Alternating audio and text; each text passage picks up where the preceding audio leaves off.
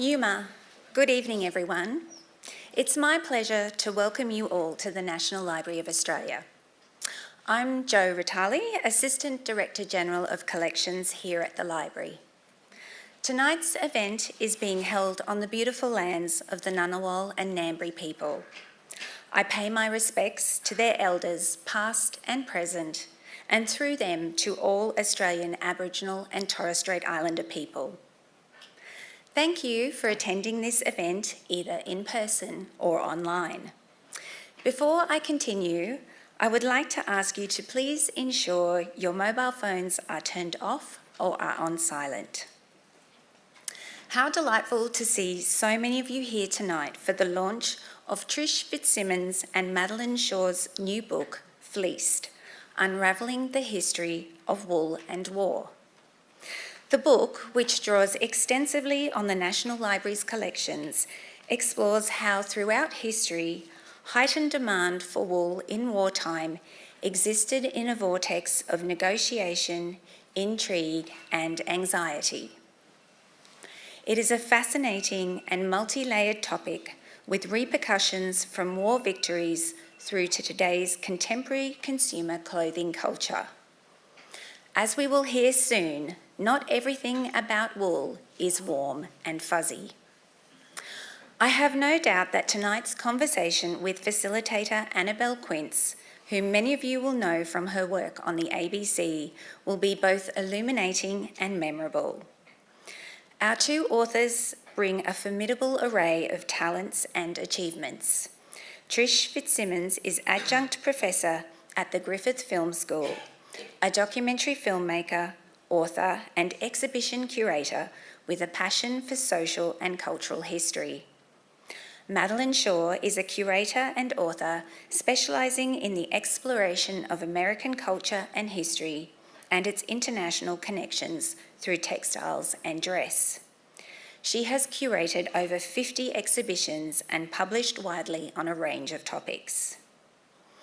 This event is particularly special because earlier this evening, Trish and her family kindly donated a range of material to the library collection, including letters, documents, photographs and ephemera relating to wool buyer Frederick Harper Booth and his experience working in Australia's wool trade. And I just spent a delightful half an hour with the family listening to stories about their grandfather. It was a really wonderful moment. And no doubt this collection will assist future researchers in their work and in possibly writing their own books. I thank the family for their very generous gift of knowledge to the library.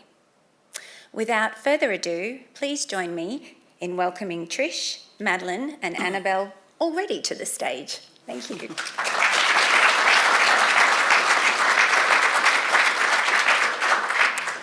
Hello to everyone. I'll be asking the questions, but I want to start by saying a few things. And first off is that this book took over a decade to write. And watching it emerge from numerous international trips, research trips, national research trips, endless family discussions, hours of interviews, and hours of conversations about the interviews, and enough research to fill half this library. And if you had to compare this book, the creation of this book, with a piece of clothing or a bit of fabric, it definitely isn't a piece of fast fashion. It's rather like a wool garment, organically grown, hand-spun, probably on a wooden loom, dyed with plant-based dyes and sewed by hand in candlelight. In other words, it's a one-off. And like all one-off garments or handmade garments, it was a labour of love by two people from different sides of the globe who cared enough about this story to get the history right, which is not something that happens all the time. The story of the wool trade is of particular interest and I guess importance to us here in Australia, but it's bigger than that because it's a story about empire, industrialisation, modern warfare, the development of synthetic fibres. But in another way, I think it's got another message as well, and it's kind of a warning about what can happen if one nation controls the production and distribution of a vital commodity that basically we all needed. And sometimes that can have ramifications that are not always particularly good. So before we get into the story, I just want to ask a simple question of the audience, which is, how many of you here are actually wearing wool? Yep. Most of you. And I suspect that's because most of us are over 50. Because the people under 50 are probably not wearing wool. Trish made us. Yes, I'm sure. And I think this is going to emerge about why some of us are wearing wool and why perhaps other of us aren't. But I want to start with you, Madelyn, because it is a story about wool. And there's something about wool that I guess makes it different from almost any other textile. And I'm wondering if you can explain to us the properties of wool and what that actually means in terms of how it's been used historically. Well, wool is, the fiber from a sheep. Not all sheep are woolly, some are hairy. But woolly sheep, the fiber has a core that's empty that allows it to be insulating. And because it's a protein fiber, it doesn't melt. This is key if you're in a warfare. It has a crimp, so it can be spun in, and it can be felted, so it can be made to be fairly water resistant as a fabric. It wears crazy well. For those of us who have our 25-year-old wool slacks on. And it can be recycled. The word shoddy is actually the original use of the term was for recycled wool fiber, and that comes from Yorkshire in about 1810. Didn't become the meaning of inferior quality until the American Civil War. We talk about that a little. And but it's also the property of warmth. Is there another fibre that is warmer than wool? No. And so the Short thing answer. is, wool has literally been around for centuries and centuries. And yet, really from the 1800s onwards, which is kind of when your book actually starts, it becomes one of the globe's most valuable commodities. So explain what was happening at that moment, that wool suddenly becomes so much more valuable and important than perhaps it was before the 18th century. It's really important that the Napoleonic Wars take up a good portion of the world, because that throws Britain, it cuts Britain off from her resources on the continent. The Americas, it has a little bit of Canadian wool, but the United States has become the United States and not the British colonial area. And so they're cut off from sources of supply. The Highland clearances were partly in order to clear people off the land for sheep, because they needed the wool to provide uniforms for the military, the Navy and the Army. And very early on in the settlement of Australia, they decide sheep would be good there. And that becomes a really important thing, because that helps drive the Industrial Revolution in the wool manufacturing part, which happens about 30 to 40 years later than in the cotton. So the thing with the Napoleonic Wars, in a sense, they needed a lot of wool for that war, because it was one of the first wars, am I right in thinking that it was a war that went all year round? So they actually fought during the winter. They didn't stop during the winter, which to a large extent they had done before that. The Napoleon's retreat, I think that they went into Russia in the summer, but they didn't do so well, and they had to retreat in the winter. And this is something that happens again, World War II. So, yeah, you can't survive in those climates without the right clothes. And, you really needed the wool. So there was the Napoleonic War and also, of course, industrialisation. Those two things were happening around about the same time. So, Trish, it's also, as part of what the British did in terms of this, was that whole notion that Madelyn talks about, the expansion of the British Empire. The British came out and looked at what would work there, what would work, what would fit with what they wanted at home. So how significant did Australia become in that story of wool? When they're wanting more wool and the creation of textiles, what part did we actually play in that? So by the end of the Napoleonic Wars, Britain has run out of land. There's been supply chain problems in the Napoleonic Wars. There's no more land in Britain. And Britain has the question of, well, what's going to happen to Australia, when we're no longer a convict colony? John MacArthur is many things. One of the things he is a great kind of marketer and showman. So when he's sent to Britain to be court-martialed in 1801, he's able to say, hey, look, there's unlimited luxuriant pastures over there. All they need is a few shepherds. John Bigg, by the time 1820 comes along, and he's looking at the question of the future of Australia, he says wool can be the staple, but it's also this great need. Britain's been burned, like you were saying. Britain learns in the Napoleonic Wars what happens when you cut off from from a key commodity, and somewhere there it's like,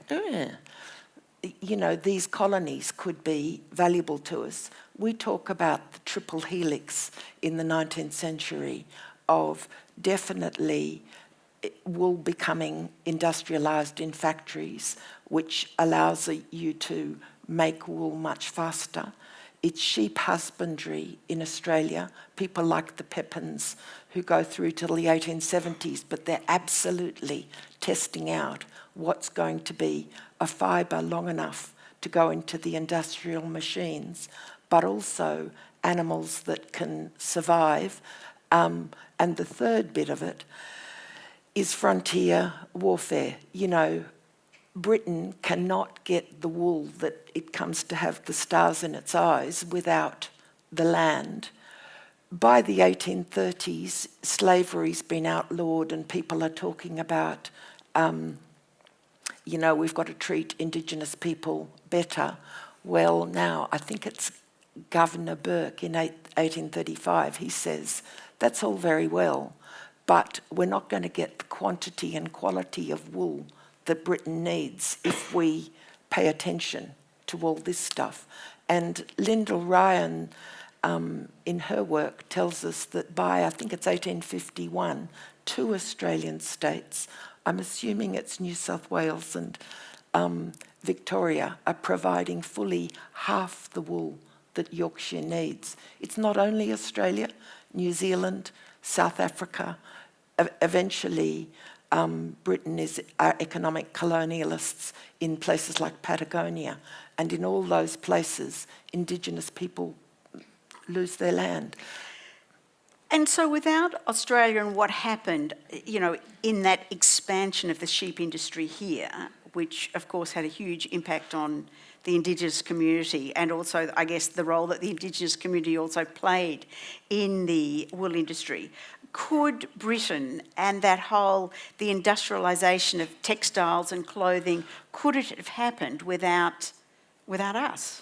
I would say not, and we play with the hypothetical, and some in the room may roll their eyes, but that maybe the century of cold climate warfare could never have quite happened if there wasn't that huge expansion of woolen textile production based on a huge expansion as well of mostly southern hemisphere land. it's also, you know, it wasn't that Aboriginal people have been critical to the wool industry as well. Tup Bateman, whose story's told here, 8 generations of her family have worked in the Australian wool industry, and still. But too, it's often the same Aboriginal people, I'm thinking at like Jandamara in the Kimberley, the same Aboriginal people that offer fierce resistance and warfare are also have been absolutely critical. So, absolutely critical to that wool industry. So it's the 1830s in particular, I reckon, are a fascinating decade in that regard. Madelyn, in the United States, wool didn't have the same story, doesn't have the same kind of resonance in terms of the kind of wool industry there, does it? No, and that's a shame because it was really pretty big. But it's been really overshadowed by the story of cotton in the States. So there's really 2 sides of the American story. One is east of the Mississippi, where there was small farmers who had sheep as a sideline. West of the Mississippi, big ranges, more like here, I think, but a lot on national forest lands, and again, indigenous people suffering all the way along as the colonists pushed to the Pacific Ocean. Yet wool played an incredibly important role in the US Civil War. The shoddy scandals of the Civil War are one of my absolute favorite things ever. The U.S. Army increased from about under 18,000 men in December 1860 to around 500,000 in June of 1861. That's the North, the Union Army. And they had no idea how they were going to outfit these people. And so, but of course they're getting contracts out, and all of the uniform clothing manufacturers are saying, absolutely, we can get that fabric. And the textile manufacturers are saying, absolutely, we can give them that fabric. Oh, we don't have any wool. Oops. And so they start using shoddy, which, as I said, is the technical term for recycled wool. But they're using a little bit more than they had before. Maybe more than a little bit more. And it does not go very well. And so the uniforms are falling apart, and they're not waterproof, and there are these gigantic investigations in Connecticut and Massachusetts and New York and Pennsylvania, and a federal investigation, and that's called the shoddy scandals. And that's when the word shoddy changes from this benign textile term to deliberately inferior quality. So the wool that they actually got to make all these thousands of uniforms during the Civil War, where did that wool come from? Some of it came from here, New Zealand, Australia. A lot of it came from the Western territories in North America. A lot of it came from unusual places like Lebanon, Syria. They were trying to get it from all kinds of places. The South had very much more limited access because of the blockade. Blockades are very effective at keeping the blockaded from getting the things they need. And I'm just wondering, what did it do in America to their textile industry, the whole making of those uniforms and the kind of the concentration of it? Did it actually redefine textile making and clothes making in the United States? Yes. The uniforms, when you're outfitting armies of millions, you need to streamline your manufacturing. And so sizes, there were 3 sizes, and it's kind of small, medium, large. But everything was started where originally it had been sort of workshop production, and outwork it began to be concentrated.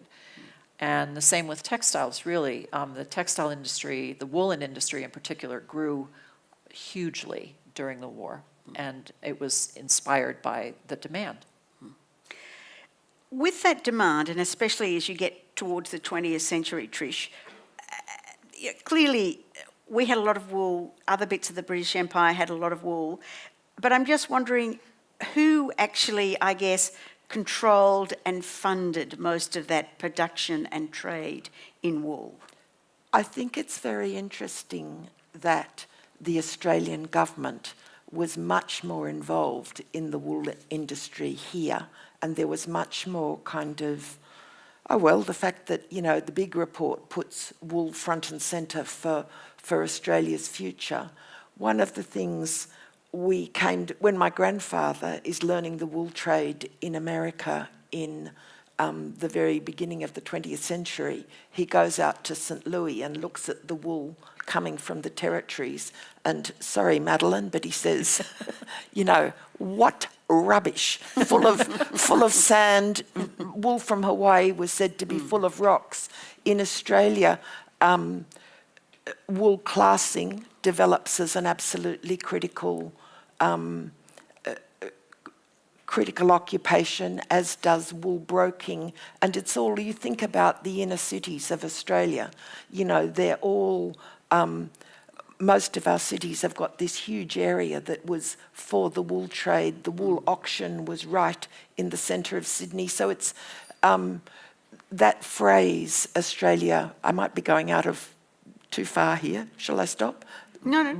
Australia riding on the sheep's back. We've tracked that back to the Sydney Easter Show in 1924, and it's the Minister for Agriculture, and wool's been a real problem after the First World War, big stockpiles. He's saying, riding on the sheep's back. A year later, Australia is said to have come a cropper from that back. But although, of course, squatters are going beyond the realms of government, there's a lot of tacit acceptance of what's going on. But I'm just wondering who actually funds it, because I can't believe we had the money in the colonies to fund the industry. John MacArthur, when he goes back to Britain at the beginning of the 19th century, he says, we need men of capital. And in 1824, we need men of capital and we need labour. In 1824, the Australian Agricultural Company, which is neither Australian nor agricultural in its central workings, gets given 1 million acres of Australia, and they get to choose it. It includes the Ebsworths, who sold MacArthur's wool. The land they choose, Oxley's gone west, and so they choose the land around Newcastle, discover it's useless for wool, but it's got rather good coal, so they give half of it back, and then choose 300,000 acres around Tamworth, Gunniganu. Ditto Tasmania, the Van Diemen's Land Company, which is full of wool buyers. So is given about 300,000 acres of land, don't have a clue how to run wool well. So it's the empire. So a lot of the money comes from Britain. Absolutely, yeah. So when you get to the beginning of World War I, how much, just globally, when people were going to make a uniform, if you're going to go to war and make a uniform, does everyone look towards wool? Is that, at that point, wool is the thing that you want if you're going to go to war? Absolutely. So just, Madelyn, give us an idea of how much wool is required. If you're going to outfit one soldier at the beginning of World War I, how much wool would you need, and how many sheep would you need to get that wool? I can tell you how many sheep. I'm not sure I can tell you how many pounds of wool that relates to. But in the beginning of World War I, they assumed that it would take 20 sheep to outfit a soldier once. In World War II, it went up to 26 sheep. And that's just once. If you had a soldier work, that's once. So that could outfit a person their first full outfit. So that would be including their blankets and their overcoat and their uniform and probably their socks and their undershirt and, their regular, whatever was underneath their regular uniform. was mostly wool. There may have been some cotton in the undershirt or a shirt, but that was it. And so if I'm right in thinking, there was something like 1 million soldiers in the First World War, is that? Oh, would no, that- no, no. No, no, no. 60 to 70 million. 60 to 70 million. Okay. Yeah, no, sorry, yes, that's right. That's Okay. a lot of sheep. That's a lot of sheep. That's a lot. That's a big demand. Yeah. So Trish, clearly we would have been incredibly important in that. If the Brits are going to war, our wool would be incredibly important. So what did the Brits say? Okay, we'll pay you a heap load of money for your wool because we need it now. Early on in the First World War, Britain is trying to work out how to control the wool of its dominions. It blockades Germany so that wool can't get through. It makes by 1915 wool has been named as contraband. It would like to have immediately commandeered it all, but it doesn't. Instead, one of the documents associated with my grandfather in 1915, the British are afraid that Australian wool will get through the United States to Germany via a back door. So there's 3 levels of complicated bureaucracy. By November 1916, the Brits say, right, that'll be our wool, and we'll shut down the auctions. We'll pay you 15 pence a pound. It must be said Billy Hughes, our then Prime Minister, was very keen about this initially.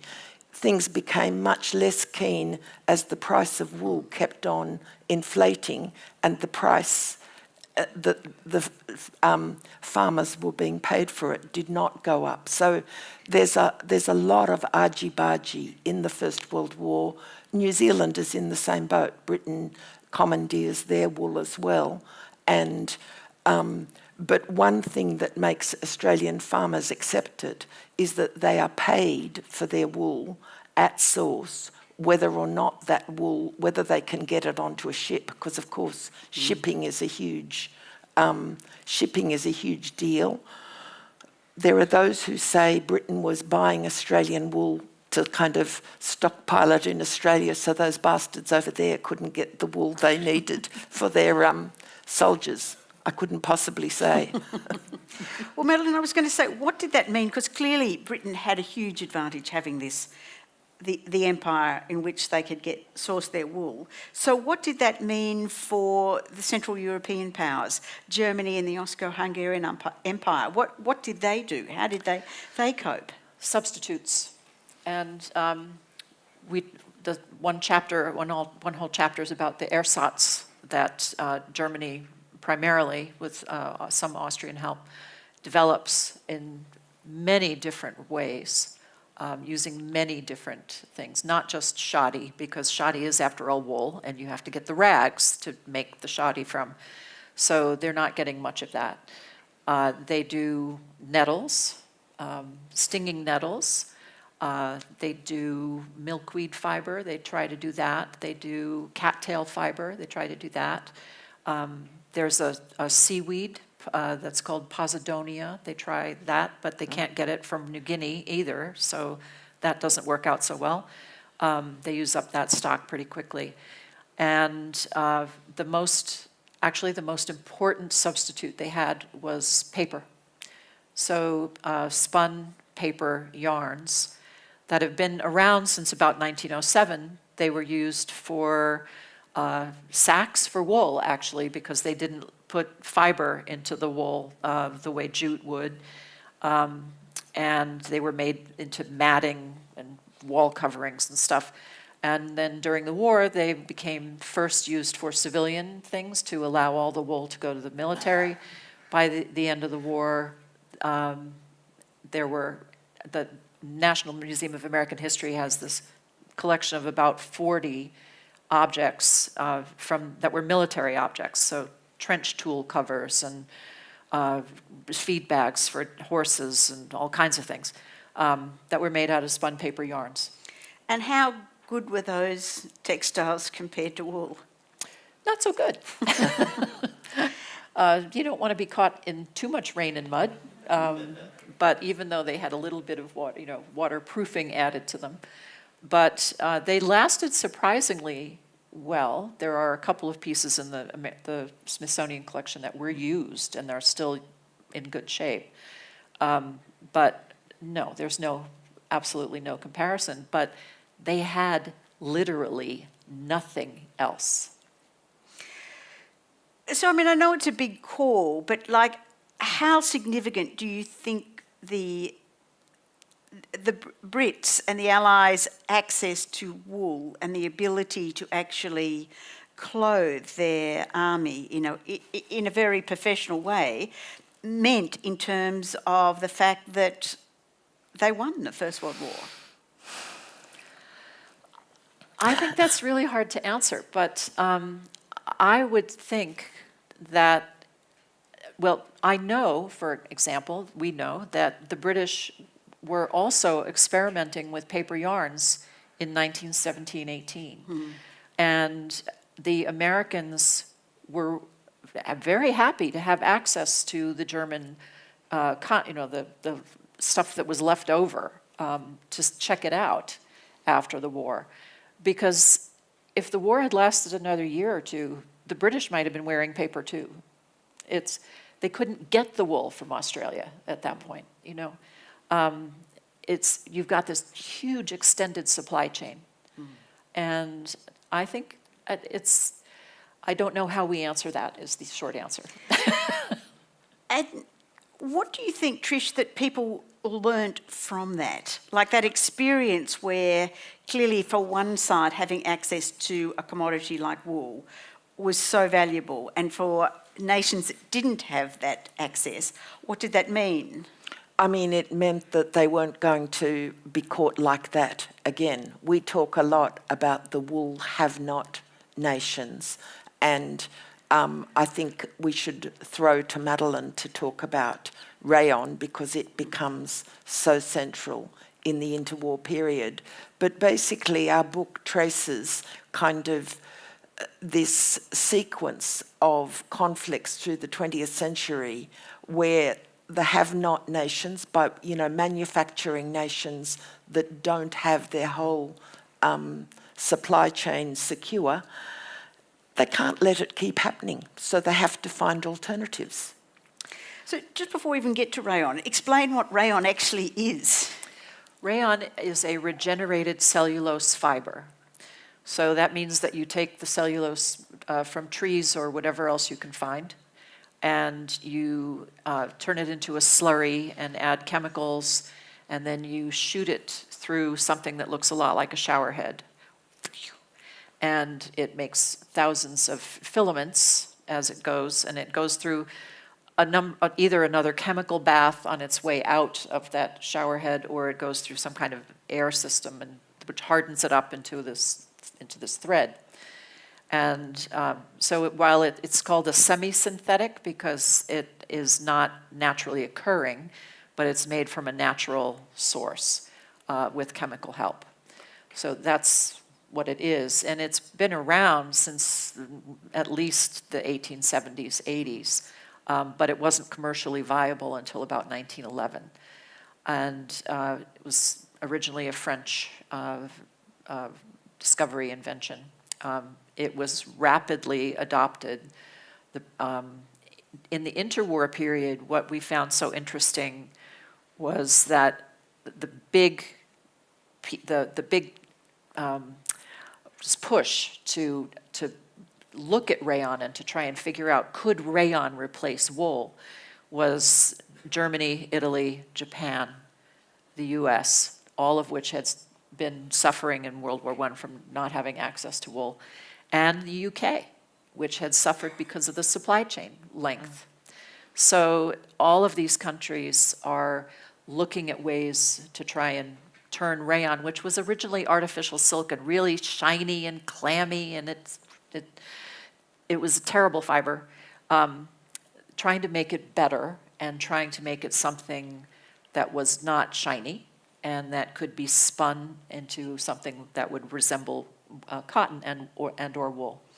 And was there a whole different, I guess, production cycle? Because it seems to me that the sort of the producing and the marketing of wool was a certain way in which they did it, but rayon somehow seemed to be different. It's very different because it's not the same kind of family-oriented business. Rayon involves a lot of chemicals. A lot of chemical companies like DuPont became very important in the rayon industry, making the fiber. And then from the chemical companies creating the fibers, then it went over to the textile companies. I think it's worth coming in here to say that wool is the most variable fibre of any. I think it's something like in 1903, Australia recognises 801 different kinds of wool. And you know, rayon is the semi-synthetic and then the synthetics. Although you can keep changing their formula as you try and work with their weaknesses, the capacity to sort of standardise and to have a much simpler supply chain, but also production chain, is a critical part of what eventually brings synthetics to the fore. It was very clear, especially in the beginning, that those, or rayon particularly, didn't have the same qualities you talked about right in the very beginning that make wool so substantial. So I'm just wondering, how did these companies go about selling this material that wasn't nearly as good? Well, DuPont had very deep pockets from selling gunpowder to both sides in the First World War, and they even before the First World War, they had started to have deep research laboratories in Delaware, and brilliant chemists like Wallace Carruthers who just get given years and sometimes decades to develop things, but also the marketing that synthetics have on their side is absolutely striking. And it's especially striking when you look at some of the internal documents, being in the DuPont archive at the Hagley Library, looking at what they're saying about Orlon in the 50s, basically how crap it is, whilst meanwhile, you know, there's fabulous glossy advertising. So, yeah. When we get to the Second World War, the second big war in the 20th century, I'm just wondering, was there the same demand for wool as there was in the First World War? There was more because there were now 100 million people serving in the armed forces around the world. That made it even more difficult because the sheep there weren't that many sheep. There hadn't been that many sheep in the First World War, and there certainly weren't that many after a decade of depression. But what happens is that Germany, Japan, and Italy, all of them in about 1937 start mandating blends of rayon with other fibers, especially wool. So if you bought, and they could market it as 100% wool, as a wool fiber, a wool fabric, even though it was 30%, 20%, 25, 30% wool, rayon. That also happens in the uniforms. So in 1939, German uniforms were 15% rayon and 85% wool. By 1945, they were the opposite. But the idea of mandating blends for civilians, that I think is really one of the key things in terms of marketing, because it means people have become accustomed to having these blended fabrics. And they're marketed as lighter weight, and everybody has, you know, central heating, and we don't need all that hot wool. And so together, I think those make a big deal, make a big difference. But it is interesting that in the Second World War, US quartermasters are still hanging out fundamentally for wool as I think Madelyn said before, this time they need 26 of them. So there's no question that the people who are charged with the responsibility of keeping soldiers alive know where quality lies, but that isn't how it works out as clothing. Yeah. And I'm just wondering, you mentioned in the very beginning that one of the incredibly good properties of wool was the fact that it's very resistant to flames and things like that. And so what did that mean if you had uniforms that had large percentages of rayon or synthetics or whatever in them? Did that make them more dangerous to be worn if you were an air pilot or in a submarine? If was there a fire anywhere, did it make it more dangerous to wear those kind of uniforms? I think it probably did. I can't imagine that suffering through a Russian winter in a uniform that was, half rayon was a good plan, a good idea, or very helpful. I've lost my train of thought, sorry. Well, just going back to the politics of it as well, because clearly we heard in World War One, the Brits cornered off the wool from the colonies for themselves. Did we see a similar pattern in World War Two? Absolutely, but this time right from the beginning of the war. So whereas in World War One it takes them a couple of years to sort of work out their bureaucracy, World War Two, you've got a central wool committee in Australia, you've got wool declared contraband in Britain, you've got a fixed price again, this time less than the World War One price, although it does go up. I think by 1942 it's at least back to where it had been in World War One. But yes, there's quite a lot of rerunning in World War Two. Everybody knows what their, what the game is, I guess. Yeah. With the end of the war, I mean, this is both in the First World War and the Second World War, is because you've said there's this huge amount of demand where everything ramps up in this sort of textile industries to clothe these soldiers. What happens at the end?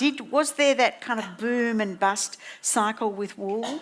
There absolutely is. There's a huge, in Australia at the end of the First World War, I think there's 2 million bales here. There's another big stockpile in Britain, and a bloke called Billy Gaunt buys all the British stockpile for 1% of its cost, much to the dismay of his colleagues. But there's great fear that this stockpile will, create a real problem.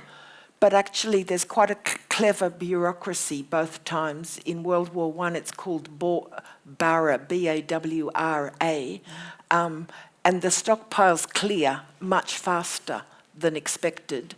After World War Two, we start to get into beginnings of Cold War Korea and kind of fear that war is going to break out again, as well as, of course, the actual Korean War. So there is a problem with, booms and busts, but there are solutions.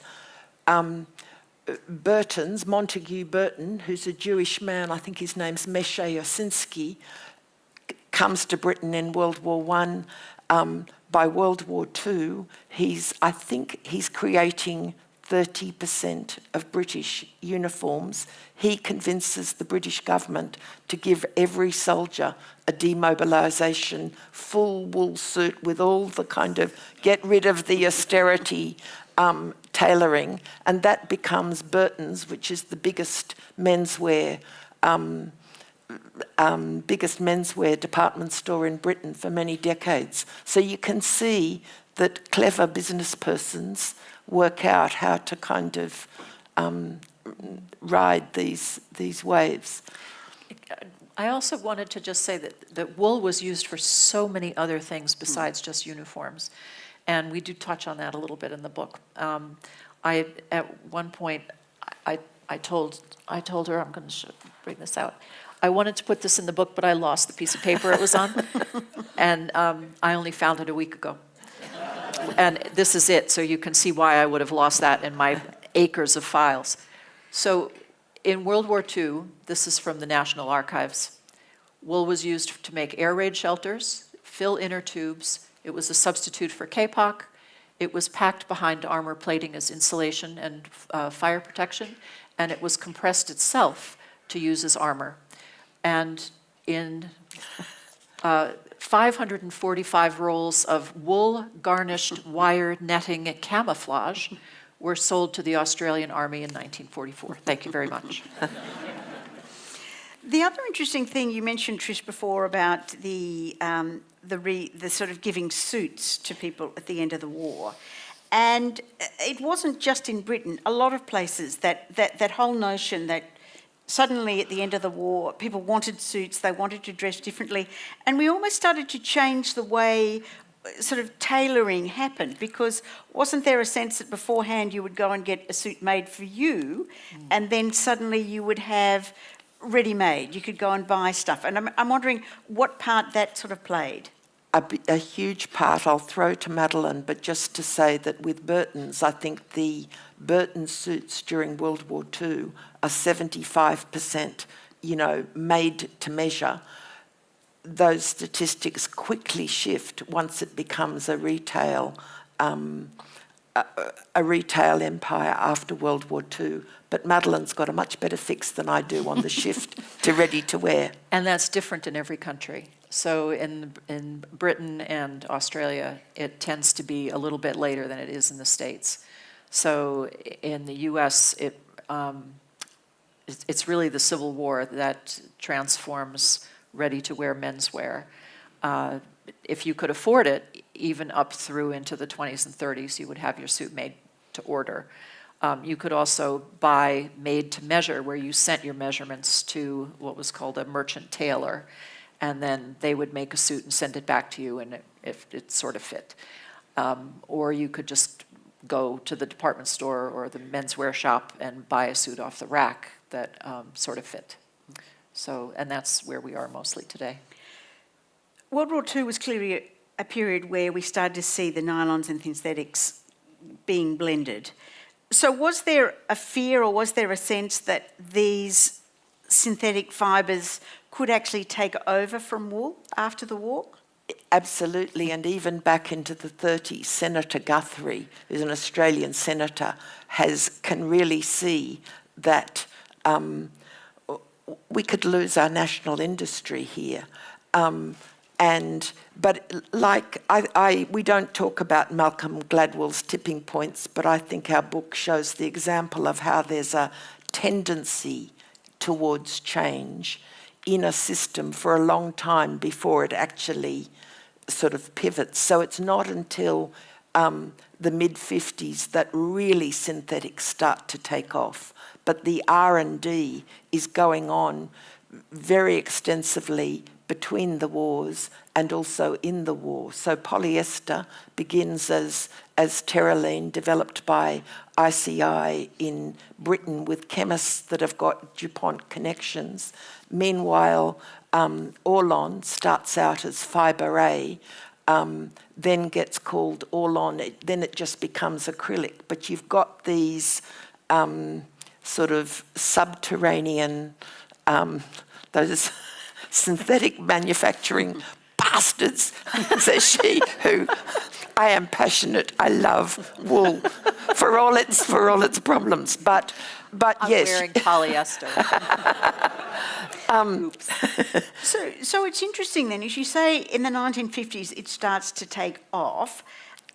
So in a sense, was the Korean War a bit of a boom for wool? Was it the kind of the last blast where suddenly wool was again in incredible demand? Absolutely, because the Korean War is a minnow. There's only 6 million soldiers in the Korean War compared to hundreds of millions in World War II. But there's fear that hot war could break out in Europe as well.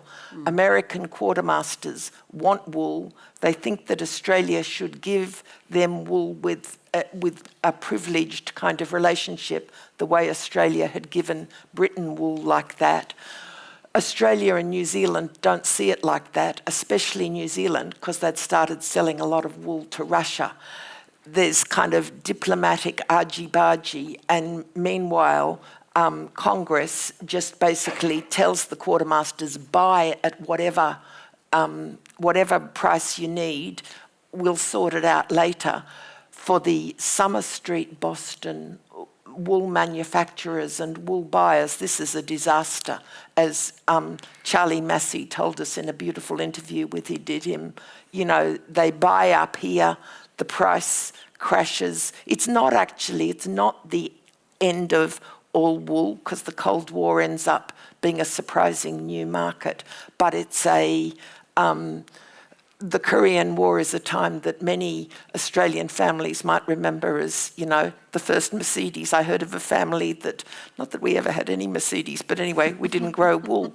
I heard of a family that paid off 2/3 of their mortgage from 1 year's wool. Helen Close here tells lots of stories from Western Queensland of what that money meant. But for the industry as a whole, it's an absolute disaster, because by the time of the Korean War, wool is not the only way to keep somebody warm. And they'd started, down and synthetics, and have started to really get their toes in. Madelyn. Parkas and sleeping bags. Yeah. So how quickly after the Korean War, which was clearly a boom time for wool, did that start to change? When did we start to see the tipping point where, a good wool jumper became polar fleece or became a down jacket or? Well, wool keeps growing. In raw kind of terms, the world keeps getting more wool till I think about 1970. But meanwhile, because rayon and then synthetics are cheaper, we're seeing the roots of the current fast fashion disaster. There's just more and more textiles, and wool's percentage is collapsing or is tending down. When it really comes to a head is in the 1980s. We have the breakdown of the Soviet Union, Tiananmen, the breakup of Yugoslavia. These Eastern Bloc countries actually had continued to use a lot of wool. Meanwhile, we've got the Wool Price Reserve Scheme, keeping the wool price artificially high. It all kind of collapses around 1989-90. And meanwhile, over in the Malden Mills in Massachusetts, Patagonia, working with Malden, has developed polar fleece, which is a form of polyester that really gives wool a run for its money. And so you get a kind of a changing of the guard. So Madelyn, explain that. How did that come about? There must have been a huge amount of research to get something that started to compete with wool. And was that always the sort of the standard? Is that what they were, the holy grail? Absolutely the standard was, how do we compete with wool? I mean, starting back in, with paper in World War I. But what they have to do is figure out how to make polyester keep you warm. Polar fleece is knitted fabric that is, it's got to have a nap on it so that it holds air to be insulating. And they find amazing ways to do this. We did a podcast, a YouTube podcast with a woman named Trish Nguyen in the US. And she was one of the textile engineers who worked with Malden Mills on the development of polar fleece, Polar Tech. And it's fascinating, her stories about it. It's not something that I can't really explain how they do it. But everybody, they're on the cover of the book. That came from my closet. I'm going to get stoned. But, everybody has a half a dozen fleece jackets or vests or something because, you can throw them in the wash and they come out and what they don't do is not melt on you. I mean, if you want to be warm and flame resistant, you must have wool. And it's also because people are in cars with heaters, because there is central heating, because there are clothes dryers, which, wool and clothes dryers don't go together so well. So the whole kind of surrounding context comes to be based on synthetics. I was an exchange student in the 70s, and when I showed my American host mother, my natural fibre wardrobe, let's just say she wasn't happy. And how much did price also play in that? The ability for these companies to make this new man-made fibre so much more cheaply? It's a huge thing. Even back in the 30s, there's one of the chapters is titled "Mary Has Two New Dresses," and to be able to get two for what you used to have to pay for one, because the fabric is so much less expensive. There's also another issue, which is that in the marketing of these things, they're pushing people towards wearing things for far shorter periods of time. So style changes ramp up. They're trying very hard to make you consume more at a lower price and then throw it away and buy more. So the roots of fast fashion are not, 10, 20 years old. They're back into the 20s, the 1920s. And in this essence, and just rounding up because we're going to run out of time, but do you think it was almost inevitable because of the way the wool industry was structured, because of the control that, say, Britain had over so much of this industry, that inevitably people were going to look for alternatives? Or could it have been different? I mean, I don't think history is ever kind of locked in an absolutely teleological lockstep. But you can see big tendencies pushing that way. I mean, when I was thinking about today, I think from the Napoleonic Wars, when Britain's supply chain problems get them to look to their dominions, think land, there's land, are prepared to oversee a form of invasion and colonialism that is about taking away sovereignty from Aboriginal people, and all that then flows from that. Some version of this, it seems to me, is likely, but I don't think you can ever say it was all locked in. And also the population of the world gets bigger and bigger and bigger all the time. And there simply are not enough sheep to clothe everybody. We can't go back to only having natural fibers. It just won't work. There are too many of us. But what we strongly believe is you just have to buy less. You have to buy better quality. You have to take care of it, and you have to wear it longer, and you have to learn to sew. And look, I think we've got time for maybe a couple of questions, if anyone has a question. How did you work together?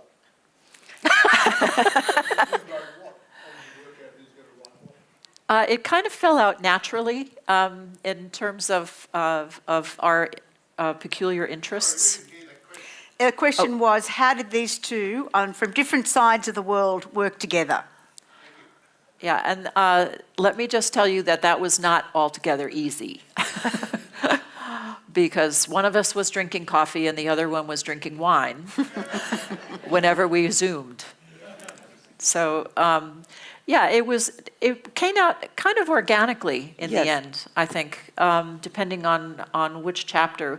But what was really great about this for both of us is that we found that our writing got better as we worked on each other's work. So, we each drafted 4 chapters, and then we sent the chapters to the other one to add, to edit. And this, of course, did not just happen once, endlessly. But in the end, I think it's better for having had both of us work on it. I totally agree. And we had different strengths and different areas of knowledge, but respecting each other and then being each other's first critic, really, for what we'd written was torture sometimes. She's tough. But we also have very similar valuable. senses of humor. This is key. Yeah. And very similar work ethics, which is also perhaps even more key. One of the other interesting things is, and we mentioned at the beginning, that it was 10 years or 11 years since you two actually met. But I'm wondering, could you have focused as keenly on this issue if in some ways both of you weren't, to some extent, personally invested? Because you have a kind of family connection through textiles and the creation of textiles.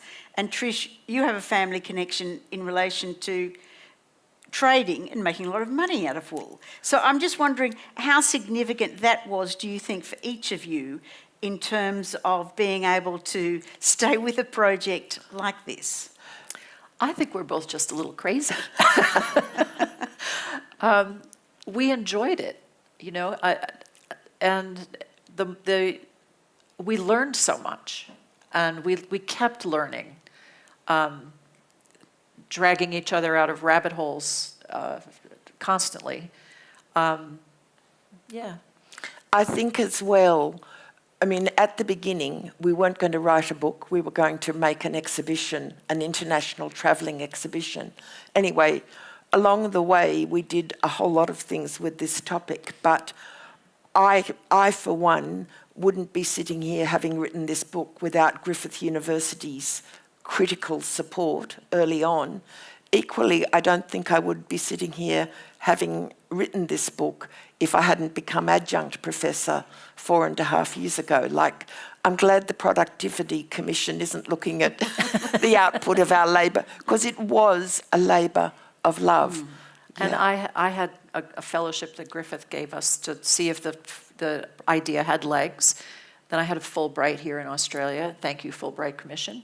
And then I had the National Library Fellowship in 2022.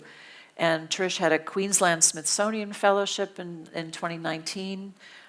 We kind of overlapped. I left for Australia while she was in Washington. Australian Wool Innovation gave us money early to make a film, Fabric of War, Why Wool? So we had fabulous support in a lot of different ways, and family and friends, put up with us, put us up to things. We've had enormous support for this project, which is why the acknowledgements take so long in the book. Are there any other questions? Oh. Thank you for that. Clothing moths can destroy wool. So has there been any adverse impacts on relying on it so heavily in war and other uses due to clothing moths? That's a great question, Becky. So is the question whether moths were a problem during the war? No. They didn't stand still long enough to acquire the moth. They may have done in the storage, because not only was there something, in reserve behind the lines, there was something coming to the reserve behind the lines, and then there was something in storage on the other side of the ocean, and then there was something being made. So somewhere along the line there may have been some moth issues, but they were very, very careful because the wool costs so much. I think as well that when wool has got lanolin in it, I don't think that moths attack it. And I think that was part of why wool was such an ideal export industry for Australia, because it could get to the other side of the world and go through its difficult processes. But moths in Brisbane are extraordinarily bad, and if the whole story had played out in Brisbane, I think it might have been quite a different story. One more question? Oh, sorry. I'll come there next. Thanks for that. It was very interesting. I take it the title of your book, Fleeced, refers to the fact that the mother country fleeced its colonies. Is that part of the connotation? Or It has many different aspects to it, yes, but that is one of them. one of them? Okay. Well, more prosaic question. So, in the years when wool was in great demand and the colonies were trying to grow more, what was the main factor limiting the extension? Was it the clearing of the land, the improved pastures, or was it the graziers? Well, sheep husbandry is absolutely critical to what creates the Australian wool industry, but it has its limits. You cannot, expect to have sheep alive in the Strzelecki Desert just to, and I think we had the Griffith Taylor map up there, didn't we? So families like the Pepins on the Murray spent, a good decade more really breeding sheep that could survive in the Australian climate, whereas the original Spanish merinos couldn't possibly have survived in the outback. But yes, there are limits. So just as Britain, by the end of the Napoleonic Wars, has no more land for sheep to go, I think Madelyn's right that with the 8 billion in the world right now, it's not like that there's some magic place where we could all be clothed in wool. So yeah, it's a complicated mixture of geography and sheep husbandry. One more question at the back. Kia ora, hello, nice to see you all. Thank you for coming. Usually I don't talk at these things. I guess you could say I'm a bit sheepish. Look, the question I had was mostly, and it might be more of a post-war industry, but it's around how sort of these more niche wool markets came around. So things like your Irish cottage industries, cashmere, that sort of thing. Is this something that plays into the wider picture of Fleeced, or is it something that really has come after the war when they've sort of tried to go into these niche markets, luxury markets, and that's now where wool lives in a sense? In the States, there's a huge number of sheep and wool festivals around the country all the time. And they're very popular. Knitting is very popular. Hand weaving is very popular as craft work. But it's not a big, it makes big money for yarn people and whatnot, but it's not the kind of scale that the textile industry in the States used to be, the woolen industry. And I think the same is true here. Going back, I mean, there were kind of alternatives to sheep as a major industrial textile in the 19th century. Saltaire, for instance, in just near Bradford in Yorkshire, it was set up based on, now I'm having a brain blank, is it cashmere? Alpaca, thank you, Madelyn. And mohair, sorry. So there's exploration of alternatives, but essentially sheep and wool work so well, and in the case of Australia, as I say, get a lot of support. But coming to Ireland, Britain is controlling or trying to control the wool of its kind of internal dominions, if you like, for a long time. And we haven't said Britain has 600 years when wool is the heart of its economy before it even gets to the 19th century and the fact that these dominions can expand it. So chapter 2 of our book is a kind of a race through a couple of thousand years of wool history. But I don't know that you'll find all the answers that you're looking for, but you might find some starting points. Which is a plug to say go and buy the book. I'm sorry, I am going to have to call an end to questions for now. So thank you, Trish and Madelyn, for that wonderful discussion, and to Annabelle and our audience for those well-considered questions. The authors are now going to make their way to the foyer where copies of the book can be purchased for signing, and you can ask some more questions there, I'm sure. I hope you enjoyed tonight's event. Remember to check Library's What's On page for more great upcoming programs and events. And please join me again in thanking our guests tonight. Thank you.